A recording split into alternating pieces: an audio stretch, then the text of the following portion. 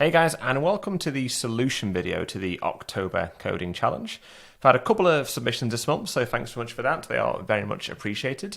Let's first go through the problem, and then we'll go through the solutions here. So, given a list like this, let's just zoom in a touch. We're trying to find what's called the majority element, and that's one that appears more than n halved times. So in this case here, we have 1, 2, 3, 4, 5, 6, 7. So 7 and a half, 3 and a half. So we're looking for an element that appears effectively 4 times or more. So in this case, it's going to be 2. 2 appears 1, 2, 3, 4 times.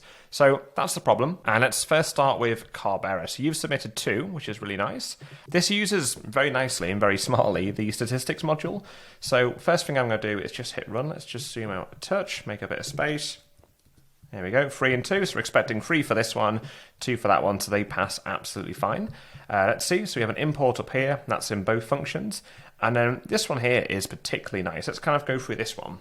So you first calculated the mode using the mode function from stats, and then this here is really funky. We've got a kind of ternary situation going on. So you're basically looking to return the mode only if there's a majority to begin with. That's quite interesting. If not, it looks like we're returning none as well. So yeah, that's pretty cool. It's a really nice way to handle those edge cases. That looks really good. So again, carb error, thanks so much. Appreciate the input there. That's great, thanks. So let's move on to our next one. I'll quickly comment this out here. And let's go down to this. Now, this one's very interesting. I think when you submitted this, you said, yeah, I promise you it works. Not gonna lie, I had to run this a few times and kind of work it out in my head first, but yeah, very impressive. And this is from, let me zoom in here, hope we don't butcher the name.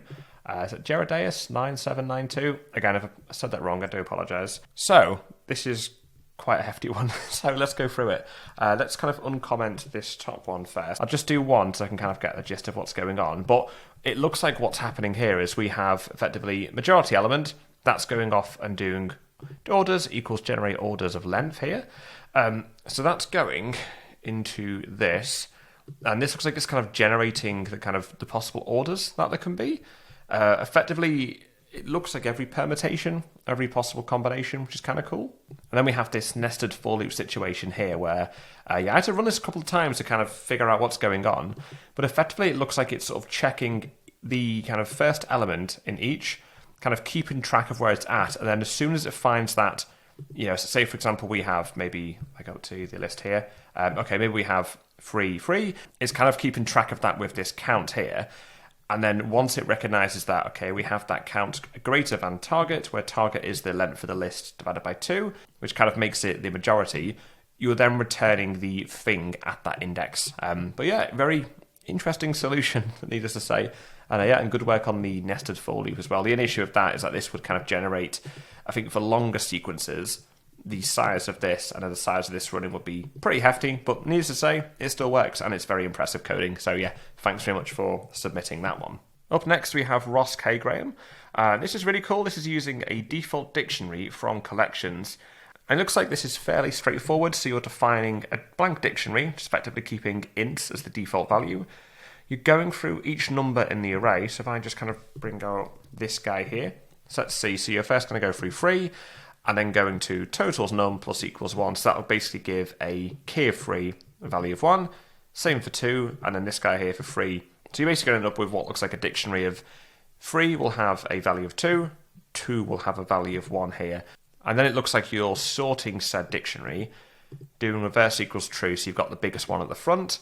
And this key equals lambda, that's interesting. So rather than sorting the dictionary by key, you're basically taking each pair, and that N1 is basically saying, okay, when you sort the dictionary, sort it by their value, which is good.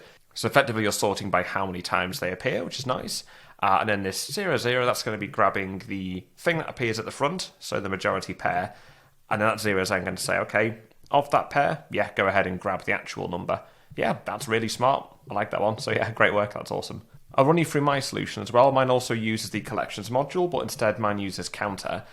So basically what mine does, mine uses the counter function to generate this object. If I kind of show you what it looks like. If I print tallies, and then just go ahead and print. I'll do just the top one for now. There we go, yeah. So we can see the key of 3 has a value of 2. The key of 2 has a value of 1 here. And then all I'm doing is then iterating over this dictionary. So I'm saying for each key value pair, go ahead and do this check. And the check is basically, does the value or is the value greater than the length of numbers divided by 2? And then if the value matches this criteria, we then return k. The reason there's no kind of like return underneath here is because in the question it kind of says you can assume there's always a majority, but if there wasn't, kind of like how Corbera did it, you would basically then kind of do something down here as well. So yeah, it looks like it's quite a few ways of solving that. And again, I really do appreciate kind of going through the submissions. I always quite enjoy seeing how other people solve these problems. This was kind of my kind of obvious solution. I didn't really think to do anything like this or Corbera's one using stats. Super clean, super neat. And this one here is using a kind of a really great example of using some nested for loops. So fantastic solutions. Make sure you keep your eyes peeled on the page. I'll be submitting arguably a harder question for this next week and then running through the solution towards the end of the month. Cheers, guys, and have a great week.